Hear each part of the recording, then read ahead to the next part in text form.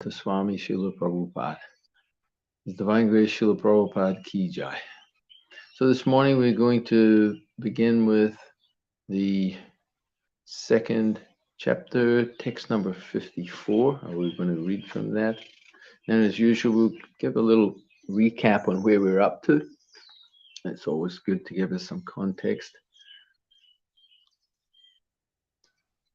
Om Namo Bhagavate Vasudevaya. Om Namo Bhagavate Vasudevaya. Om Namo Bhagavate Vasudevaya. Sanskrit verse, text number 54. Sri Arjuna Vacha Stita Prajnasya Kabasha Shamadhistasya Keshava Stitadi Kim Prabhasheta Kim Ashit Vrajita Kim. Translation and purport by His Divine Grace, A.C. Bhaktivedanta Swami Srila Prabhupada. Srila Prabhupada Ki Jai. Arjuna said, "What are the symptoms of one whose consciousness is thus merged in transcendence? How does he speak, and what is his language? How does he sit, and how does he walk?" Srila Prabhupada's purport.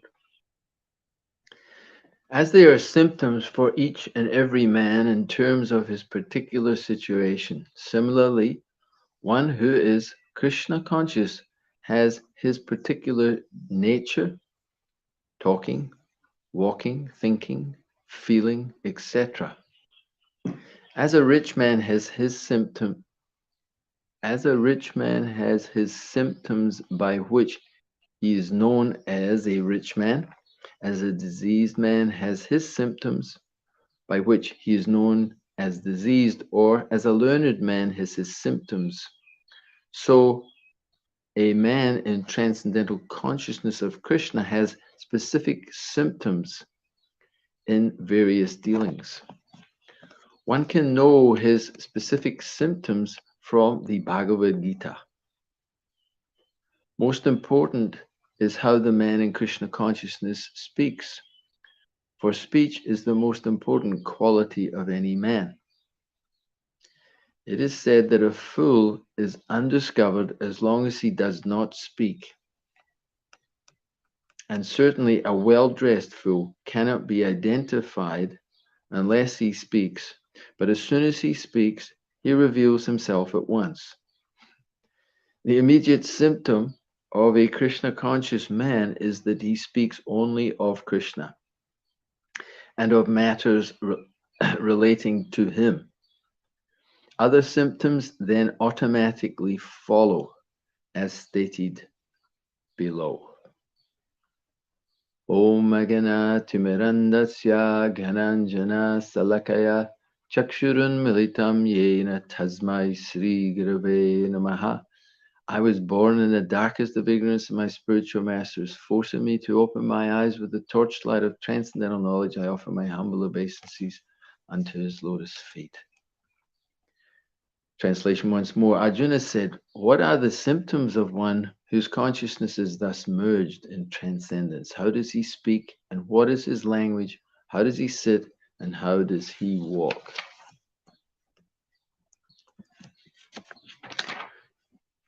So we're hearing how we should rise above the modes of material nature. We should rise above even the instructions of the Vedic literatures, which deal mainly with the Karma Kanda and Jnana Kanda sections of knowledge and understanding.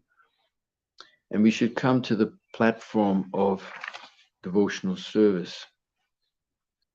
Dhananjaya, going back to text 49, rid yourself of all fruitive activities by devotional service and surrender fully to that consciousness. Those who want to enjoy the fruits of their work are misers. Text 50, a man engaged in devotional service rids himself of both good and bad actions, even in this life. That's an interesting thing to be understood, and we've discussed that. Good actions will get you another material term of engagement in the material world, maybe a higher birth, etc. Bad actions will degrade us to lower forms of life. So, by engaging in devotional service, one is able to get freed from either the good reactions or the bad reactions. And that's the whole idea of Krishna consciousness. Therefore, Krishna continues, therefore, strive for yoga, a connection. Yoga means to connect, yes? O Arjuna, which is the art of all work. So, there's a great art of how to work in this world in a way which is most beneficial. So, that's what the idea is. We are searching for what is the most beneficial thing that will give us the greatest result. And we tend to miss it. We tend to settle for something smaller. Just like a child, we can understand a child can be cheated very easily. If your child has a diamond in his palm of his hand and we want to get the diamond, you simply have to give uh, a little lozenge, Prabhupada used to say. A lozenge is a little sweet, something. Just give some small thing, and the child doesn't know the value of the diamond, and he'll let it go and take the sweet, whatever it may be that you offered. So, uh, if we don't stay very connected to this whole process, it's very easy to cheat ourselves or to be cheated and to cheat ourselves and to settle for something which is far less than the art of all work. And we could talk at length, and maybe we'll talk a little bit about that. Wow, how busy everyone is in the world, working hard, philosophizing, speculating, just simply acting in some mundane activity, working, but not knowing the art of coming to the higher levels of happiness. That's what we want. We want happiness. So, continuing, Lord Krishna says, the wise engage in devotional service. Sorry, the wise engaged in devotional service, that's text 51, take refuge in the Lord and free themselves from the cycle of birth and death. Wow, how wonderful would that be? By renouncing the fruits of action in the material world. In this way, they can attain that state beyond all miseries. Whoopee doo. This is very exciting news. You want to be freed from miseries, and therefore the Vedic literatures are written, specifically the Vaishnav literatures that are followed and enunciated by the great acharyas. They say that the mass of people don't know that in the second canto, Srimad Bhagavatam, the mass of people do not know that mm, the miseries that they experience are superfluous to them. They're superfluous. The living entity is not supposed to suffer these things. He's supposed to be he is full of bliss, eternality, and knowledge, but in connection with the material energy, he's suffering in so many different ways, and they're actually superfluous to him. Therefore, the great sage Vyas has compiled this Vedic literature so that the persons can gain direction on how to achieve their actual constitutional position. So the wise engaged in devotional service take refuge in the Lord, and they free themselves from the cycle of birth and death by renouncing the fruits of action in the material world. In this way, they can attain that state beyond all miseries. So it's beautiful how the Bhagavad Gita is giving this contents to pique our interest, to try to capture our imagination, our thoughts, and our interest. Here's the contents. And so at the beginning of any book, usually it's good to give sort of an idea of what the book contains and what would you say, draw one into wanting to hear more. So the contents give the summary of the Bhagavad Gita. And surely this piques our interest if we've got half a moment to consider what's being said. Text number 52, Lord Krishna is speaking further. He says, when your intelligence, so remember, he said, in this way they can attain that state beyond all miseries. When your intelligence has passed out of the dense forest of delusion, You shall become indifferent to all that has been heard and all that is to be heard. So there's a whole shift when you come out of this dense forest of delusion. We've been here for a long time, and don't worry, it has the magic potency to bewilder us time and time and time again. Uh, there's no limit to the denseness of the material energy, and we keep thinking it's new. That's the big problem. It's punah described punah punas charvata charvananam. We're chewing that which has been chewed and chewed and chewed on and on and on. But the amazing thing is we think it's something different. It's different. It's new. It's fresh. But it's the same old, same old. Just they have a saying, old wine in a new bottle. Uh, so same thing. So this material energy is just regurgitating the same thing. A little bit of sense gratification. What is that sense gratification? It's eating, it's sleeping, it's mating, it's defending. Oh, but I can do it as a rabbit. I can do it as a hog. I can do it as a camel. I can do it in any one of the 8,400,000 species of life. And guess what? We drag that consciousness into human form of life, and we think this is the best thing ever because in human life I can really enjoy. But when analyzed, we don't enjoy that much the eating, sleeping, mating, and defending. Eating is, we can only eat maybe one plate of food. Uh, when you become a new devotee, you eat maybe two or three because it's wonderfully great. And you've been, oh, it's one of, because it's Krishna Prashadam. That's one reason we eat two or three plates instead of one. And also, all the connection to the material energy has been reduced down. So one is wanting to enjoy so much. So eating becomes quite a big thing. Srila Prabhupada encouraged us to eat like anything, eat to the neck. And he was eager to feed us. But then he said, after some time, it should slow down a little bit as we make progress and see that we don't live simply to eat, but we're supposed to eat to live. I think it's explained. So this human form of life is not meant tapodi vyam putraka. In Bhagavatam, Lord Rishabdev instructs his sons. He says, Nayam deho deha bhajamri loke kastan kamat atutam vidbuyamye. He says, we are not simply meant for sense gratification, which is available to all the species of life, the hogs and the dogs and so on, but rather we are meant to do something else. What is that? Tapodivyam putraka yena sadvam sudyet yasmad brahma sokyam tvanantam.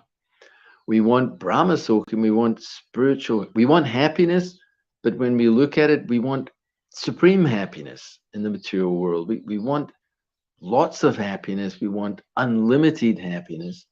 So that unlimited happiness is not the material, but that's Brahma Sokyam. If you want unlimited happiness, this is where you get it. You get it from Brahman. You get it from spirit, not from matter.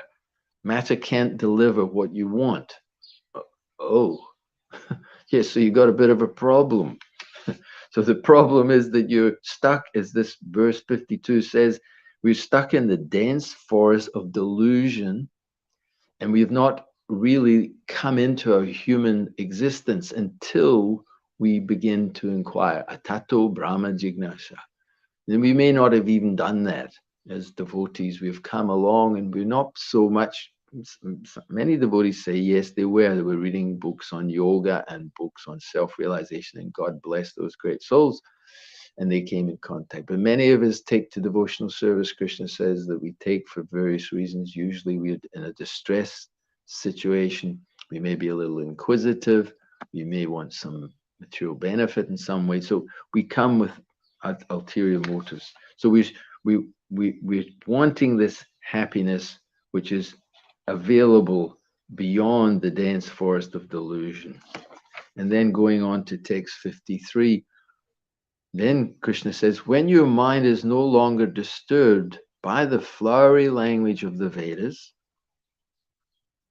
and when it remains fixed in the trance of self-realization, then you will have attained the divine consciousness. So to get to this divine consciousness, we are advised to not be attracted by the flowery language of the Vedas for elevation to higher planets, for heavenly delights in this way and that way, all the pious activities that can take us to higher levels. But that higher level, as we've discussed, is like becoming an A grade prisoner instead of a C or a D or an XYZ type prisoner, suffering like anything. We want to suffer a bit less. So we think, yes, I'll be happy to get a bit of heavenly delights here and there. So this is not, we have to go beyond that. When your mind is no longer disturbed by all these allurements, then you will have attained divine consciousness. Wow, divine consciousness, that sounds good. That means, remember, we've just explained, and Krishna's explained, we'll be freed from the miseries of material life. We could be interested in this divine consciousness. And Prabhupada in his purport, he says, to say that one is in samadhi is to say that one has fully realized Krishna consciousness. That is, one in full samadhi has realized Brahman, Paramatma, and Bhagavan, all the aspects of the Supreme in that samadhi. The highest perfection of self-realization is to understand that one is eternally the servitor of Krishna, and that one's only business is to discharge one's duties in Krishna consciousness. A Krishna conscious person or unflinching devotee of the Lord should not be disturbed by the flowery language of the Vedas, nor be engaged in fruitive activities for promotion to heavenly kingdoms, etc. In Krishna consciousness, one comes directly into communion with Krishna. Wow, so there's something pretty special. In Krishna consciousness, one comes directly into communion with Krishna.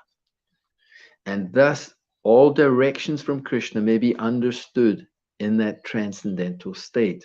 Srila Prabhupada has explained this at length in many, many lectures and his writings, his purports.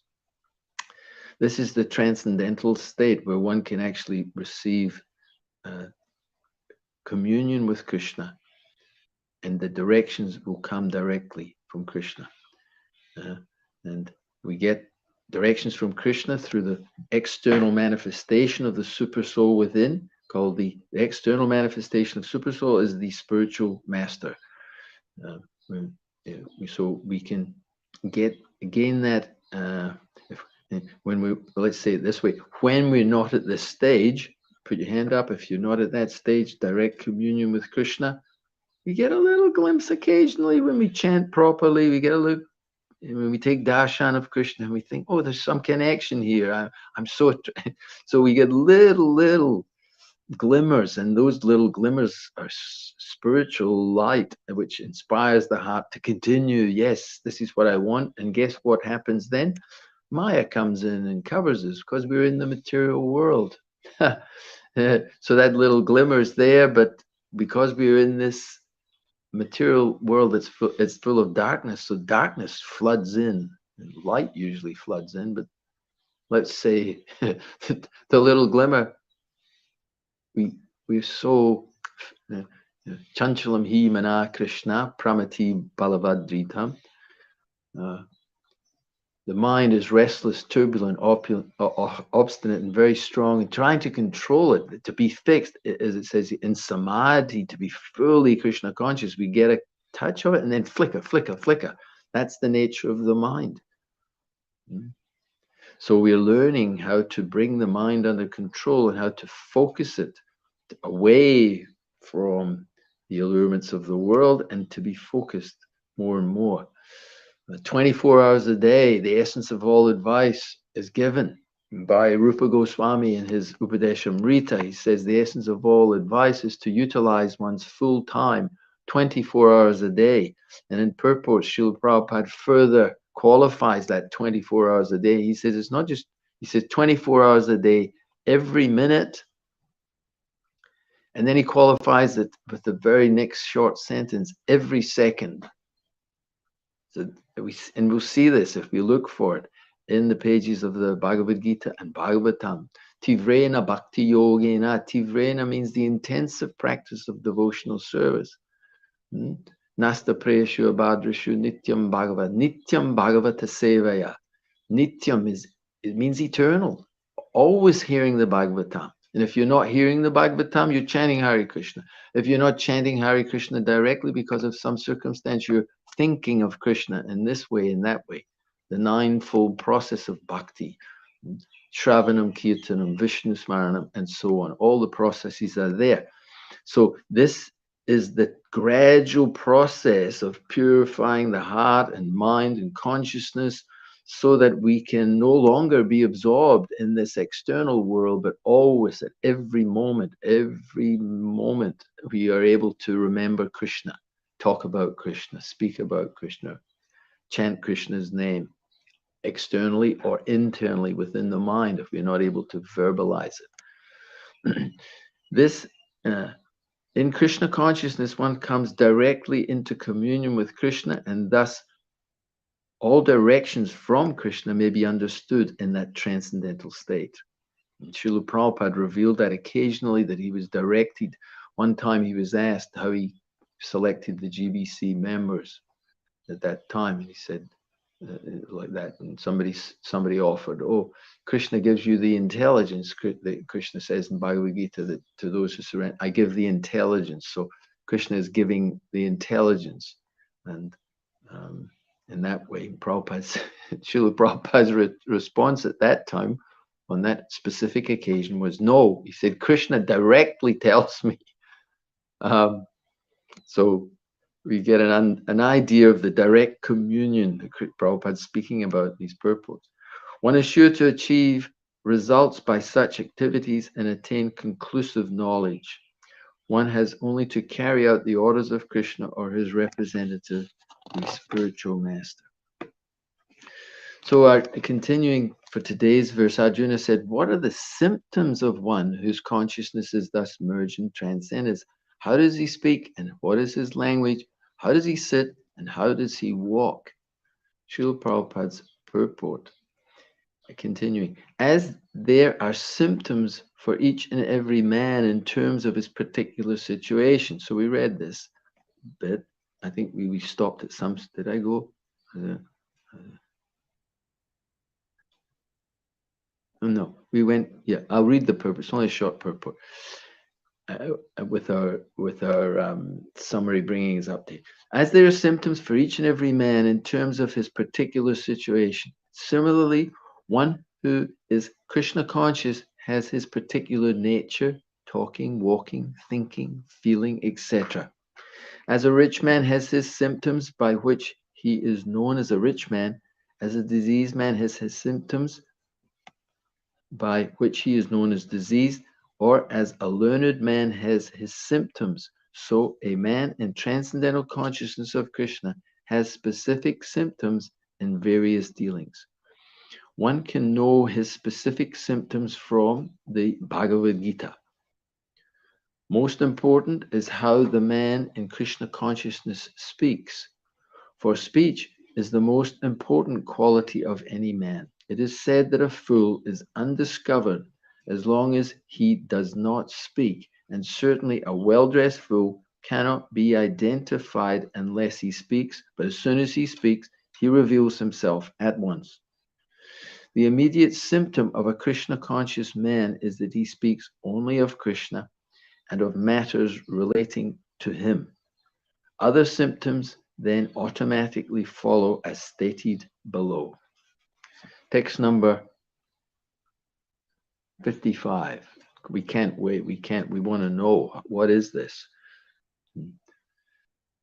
Shri Bhagavanu Vacha Prajahati Yadakaman Sarvan Partha Manogatan Atman Yevatmana Tushta Stita Prajnastayochyate. Translation and purport by His Divine Grace Srila Prabhupada. The Blessed Lord said, O Partha, when a man gives up all varieties of sense desire which arise from mental concoction. It's an interesting point to be discussed, that one. For all varieties of sense desire, which arise from mental concoction. And when his mind finds satisfaction in the self alone, then he is said to be in pure transcendental consciousness. Purport. The Bhagavatam affirms that any person who is fully in Krishna consciousness or devotional service to the Lord has all the good qualities of the great sages, whereas the person who is not so transcendently situated has no good qualifications because he is sure to be taking refuge in his own mental concoctions. Yashatma Buddhi Kunape Tridat. That's not the verse. But yeah, Srila Prabhupada is speaking from this verse in Srimad Bhagavatam that all the good qualities of the demigods are there within the devotees of the Lord, and all other qualities that are manifest are basically influenced by the mental concoctions that one has in his mind, and therefore those qualities are inconsequential. They're of no real value. Consequently, it is rightly said herein that one has to give up all kinds of sense desire manufactured by mental concoction. Artificially, such sense desires cannot be stopped. They don't stop. I think Vaisheshika Prabhu's got a nice statement. He says like that. It's just if you imagine a factory, and the factory's got a conveyor belt, and it just, somebody switched it on and it just keeps coming, the conveyor belt. So that's the mind. The mind just keeps churning out this desire, that desire. It doesn't stop. It doesn't stop. If you move from this desire and think, oh, no, that's not a good, it's over here, this thing, that's, it's like that conveyor belt constantly. And then Krishna in Bhagavad Gita, he says, Apuryamana machala pritishtam samudramabhat pravashanti yadvat tadvat kamayam pravashanti sharvo dashanti kamai. Person is not disturbed by the incessant flow of desires that enter like rivers into the ocean, which is ever being filled but always remains still, can alone achieve peace. Not the person who tries to satisfy such desires, thinking, if I satisfy this desire, I'll be satisfied. Whoops, here comes another one. If I satisfy that desire, I'll be okay. And here comes another one, and another one, and another one. It doesn't stop. That's the way of the rivers flowing into the ocean. They keep flowing and flowing and flowing and flowing. But the ocean remains still. And therefore, again, this is the whole process, the whole science of Krishna consciousness or transcendental consciousness is to come out of this whirlpool, this washing machine, this conveyor belt, whatever we want to use to get a sense of how horrible the whole thing is. We're being pushed in that way. And we don't want that. We want to be peaceful. We want to be happy. We want to be satisfied. We want to be joyful. That's what we want. And Krishna is explaining to Arjuna, this is how you do it. Don't get attracted to going up and up and up in the material world because it's still in the same thing. And don't get caught by sinful activities because that will only increase your suffering. Person thinks that sense gratification is the goal of life. He certainly becomes mad after materialistic living and engages in all kinds of sinful activities. Bhagavatam's explaining like that. Nunam pramata kurate vikarma. Vikarma means sinful activities. Nunam pramata means mad. When a person thinks that sense gratification is the goal of life, he becomes mad after sense gratification and engages in all kinds of activities that he doesn't realize are sinful activities. And then that increases his difficulty. So this is all desires manufactured by mental concoction, the mind. It's all about the mind, this thing, that thing, constantly concocting. I can squeeze out some pleasure here. Why? Because I'm the mind. And guess what? I'm the sixth sense, the tongue, and so on. The five senses and the mind. Krishna explains this. He says that the living entities in this material world are my eternal fragmental parts, but they find themselves in this material nature struggling with the six senses, which includes the mind. And the mind is just that pivot point where the senses give, oh, I can see this. Mind, I like it, I'll have it. I don't like it, I reject it. The tongue says, through the through the smell, you might smell something, oh, that smells good. Mind, I like that smell. Let me try to enjoy it. Let me use my eyes to find. So this is how it's all going on. And the living entity is struggling in this way, all these mental concocted ideas in connection with the senses. Continuing, artificially, such sense desires cannot be stopped.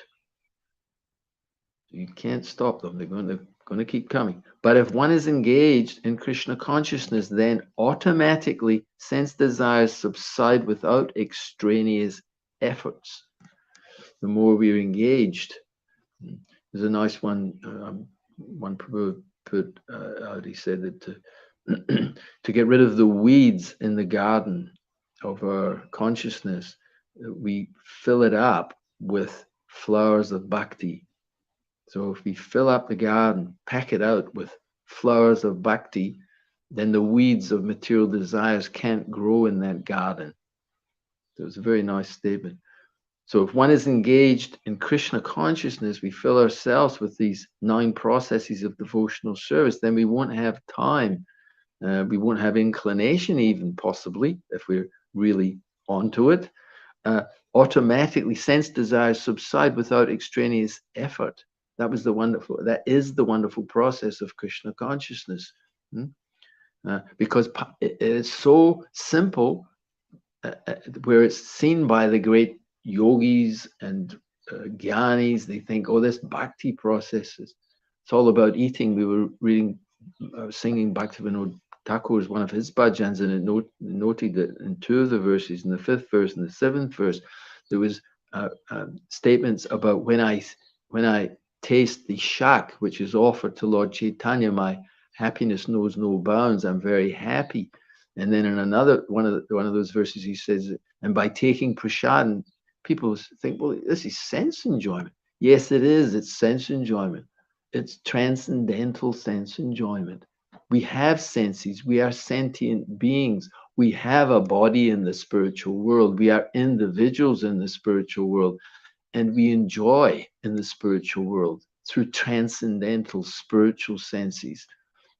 So this process then is to replace this mad pursuit of sense gratification and take up Krishna consciousness, which is full of artistic beauty. It's full of song and dance and prasadam. And Prabhupada said I could introduce a festival every day for Krishna consciousness. Every day that's the idea. It can be definitely be a festival every single day. So anyway, I'm thinking, Srila Prabhupada said we can live a very simple life, actually. If we live very simply, so every day a festival, we learn how to do it. It would be, the more we'd advance in Krishna consciousness, we'd learn how to still get food and still get shelter and have a festival every day. We'd be able to do it very easily. Actually, seems impossible, but we think we have to work. It's this time of the year at the moment. It's just about Christmas time, and everyone's thinking, "Oh, I'll get a break from working so hard for a little sense gratification," and then we think, "Yeah, well, here it is. It's Christmas. I'm going to enjoy," and we don't want to go into a whole tirade of what that means, but it's quite lamentable. Srila Prabhupada explained to us, in the Vedic literatures explained to us, that we can take care of work quite easily, so that pretty much 3 or 4 months of a year work should be there. We have to plant proper food, and we have to look at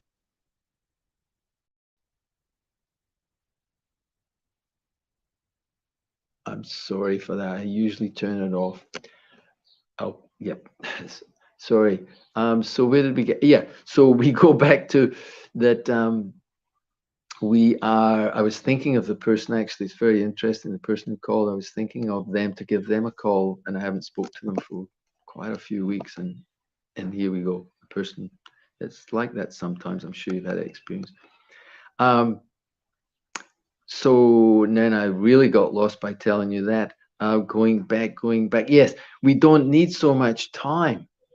Actually, human beings can live. And I remember watching a video only a few months ago about Ladakh in high regions of India, like that, Tibetan areas, and a place like Ladakh. And they were, even today, they were saying, yes, not so long ago, we used to, and it's a very difficult climate, and the terrain is very extreme. But sorry, I'm getting some stuff. This is the way of the technology. Um, the terrain is very difficult, but even in such a remote region, the older chaps and even some of the younger ones were saying, yes, our father used to plant everything in 3 or 4 months, and we used to have festivals all the time. There would be this festival, that festival, like that. So we can learn how to highly develop our consciousness so that we can live simply and utilize the human form of life in a proper way for the advancement of this divine consciousness. So this is highly developed soul always remains satisfied in himself by realizing himself as the eternal servitor of the Supreme Lord. And there's so many nice verses that explain this point, that the intelligent person does not take part in the sources of misery which are due to contact with the material senses. He knows that such pleasures have a beginning and an end, and therefore he doesn't delight in them, the Bhagavad Gita explains. And then a couple of verses later, he says, that person whose happiness is within, who is active and rejoices within, he is the real yogi. He is always absorbed in me. So this happiness, and Prabhupada continuing his purport says, such a transcendently situated person has no sense desires resulting from petty materialism. Rather, he remains always happy in his natural position of eternally serving the Supreme Lord. And that last statement, serving the Supreme Lord, people think, oh, yeah, serving the big Supreme God, and it's not so attractive. There's a big God, we don't know much about him, and we have to surrender. He says, oh, you got to surrender to me. He's the boss, I'm the servant, he's the master. And we drag all these material concepts into spiritual understanding. He remains, the last part of that sentence is, he remains always happy in his natural position. And we hear from Shastra, the natural position is as a servant, as a friend, as a mother and father, as a lover, like that. The different rasas are there. Serving the Supreme Lord, and the Supreme Lord he's unlimitedly attractive in so many features, just to reciprocate with the loving desires of the devotee. And in the second canto, fourth chapter, last 3 verses, there's beautiful explanations of that way to gradually understand the supreme transcendental nature of the Supreme Lord. He's there in Vaikuntha, in the topmost realm of Vaikuntha. We hear in the Vaishnav literatures is Goloka Vrindavan, where Krishna is the Supreme Lord in his original form of Govinda, Gopal, Nandanandan. He's playing on his flute. He's all attractive. He speaks beautifully. He's not. He likes to be controlled by his devotees. Prabhupada gave a nice example like that. He said the High Court judge or the king, they are seen in a very very powerful way. the power of such a personality.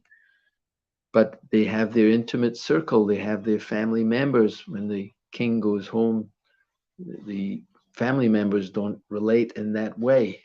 They say, my daddy's home, or my husband's home, or like that, and they have very intimate relations. So similarly, the Supreme Lord is there, and he has his intimate circle, which we are being invited to join somehow or other by the mercy of Chaitanya Mahaprabhu.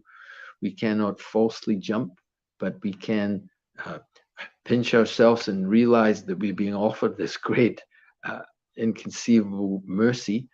But taking it all the way back to what I was saying earlier, we have to be busy in this activity. We are not interested in an easy life. Prabhupada said the easy life, just wanting to be peaceful in this world, chant a little Hare Krishna, it goes ill together. It's actually, we have to, it's a simple process, easy process, but it will require our full attention. We don't have many faculties in the Kali Yuga. I was thinking that yesterday, that Manda Samanda Mataya Mandu Bhagya Upadrita. We're lazy, quarrelsome, misguided, unlucky, and always disturbed in this world. We have no good qualifications. So we have to, whatever we have to focus it in this process, so that we can be fortified and protected from the onslaught of the material energy, which is always inviting us. And it's like the tide coming in, isn't it? The tide is relentless. It seems as though it eases off, and then another wave comes in, and we realize, actually, I thought the tide was going out, but it's actually coming in, and then it eases off, and then another wave, and it comes in. So this is Maya. Maya's like that. It's always appearing. Oh, it's not too bad, and then another, like that. So the process is there. Satatam kirtayanto mam yatantascha drita vrata namashanta sham nityayukta upashate. Always chanting my glories, endeavoring with great determination, bowing down before me. These great souls perpetually worship me. The word to qualify, perpetually. We have to organize our lives in such a way that we cannot forget Krishna, that we'll be able to remember him 24 hours a day. How is it possible? By great care and attention, and to realize that it's a gradual process, and it will happen. It will happen. Don't be disappointed. I was speaking about that the other week or two back, that this idea, we think that we can easily become unstuck when we think that devotional service is the platform of anartha-nivriti. Different, I think it was Bhakti Vigyan Maharaj in one nice lecture, he was making that point as well. He said that he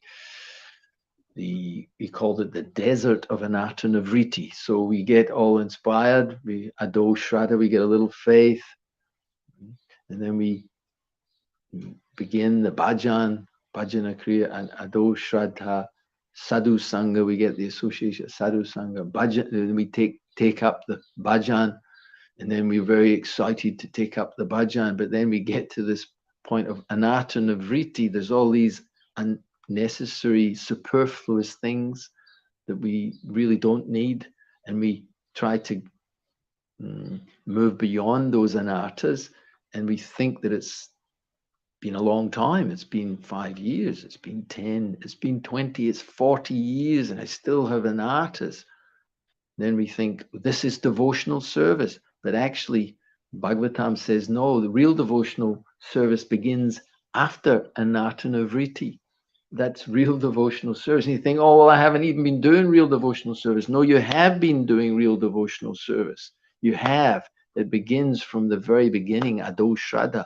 But that time, it seems like a great desert, but actually the amount, it can become just nothing. We can cross over if we continue. Jata srata matkatashu nirvina sarva karmishu.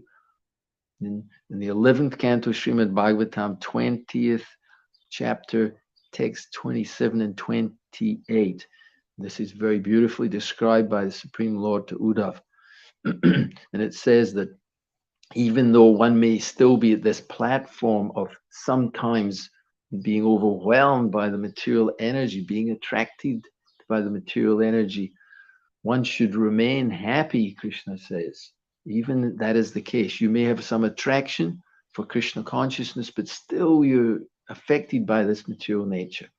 And Krishna says you should remain happy and continue worshiping me with great faith and determination, uh, because gradually you will come through this stage of anatta, navriti, and then real devotion and devotional service will manifest. And the key factor is that we should have in the heart, there's Garayan. I think it's called Garayan, the last word in that second verse of that we just quoted, means that we should be remorseful. It's not that we should remain happy and say, oh, yeah, yeah. Krishna's not saying that. He says, remain happy in the pursuit of devotional service and continue the process with great attention. And gradually you will cross over that and come to the platform of being fixed, nishta, and then you go on to shakti, attachment, and ruchi, and taste, and we'll go on. So we have to see that that will happen if we continue to, but being a little remorseful, not beating ourselves up. Oh, it's hopeless, it's useless. This one's fallen away, and this thing's happening, and this commotion. Sometimes devotees would say, said to Srila Prabhupada, we're hearing these stories that great personalities succumb to the material energy, and how can we cross over this difficult ocean? And so you become hopeless. And Srila Prabhupada said, no. He said we should see from these examples of great personalities that are mentioned in Bhagavatam that they experience difficulty. We should see, Prabhupada said, how careful we must be. If even great souls can have difficulty, then how careful must we be? And when Krishna sees that, we may not have the strength, we may not have the potency, but when he sees that sincerity, that I will try to be very careful. And if you get in some difficulty, then to be a little remorseful. I don't want to be stuck in these anartas, but I'll continue my bhakti. I'll continue my bhakti. Krishna sees that.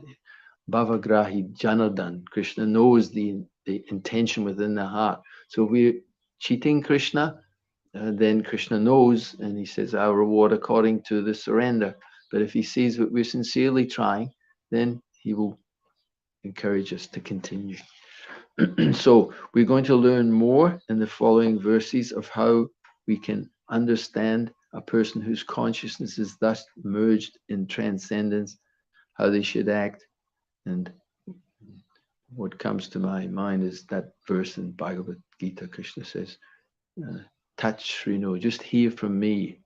In the 7th chapter, Bhagavad Gita, text 1, he says, let me just read it. What time have we got?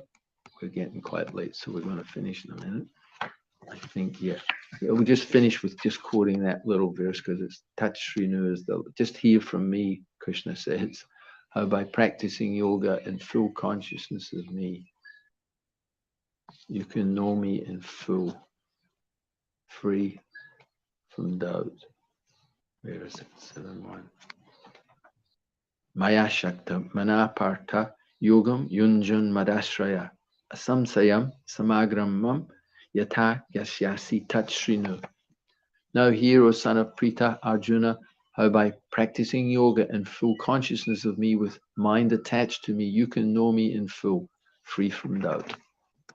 So if we hear from Krishna, hear from Bhagavad Gita and the Srila Prabhupada, we will be able to cross over. So, if anyone has any comment, please feel free to make a comment. I should have said it as usual. But if you have, because I'm sorry I forgot to say that, I tend to forget. But if you have any comment or question, then feel free to make some comment or question. Krishna Krishna Hare Hare, Hare Ram, Rama Rama, Hare Hare. So I won't wait too long. I know that for many of you, for all of us, time is valuable. So you want to move on to chanting Hare Krishna, serving Krishna, performing your duties as a devotee of Krishna, looking after your family as a devotee of Krishna, seeing your home turned into Vaikuntha because you're doing all this. Oh, Jai.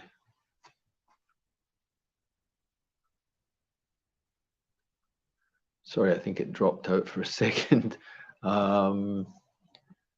Yes, I'll finish at that point. Grantaraj Srimad Bhagavatam ki Bhagavad Gita, Srimad Bhagavad Gita ki jai. His Divine Grace A.C. Bhaktivedanta Swami Srila Prabhupada ki jai.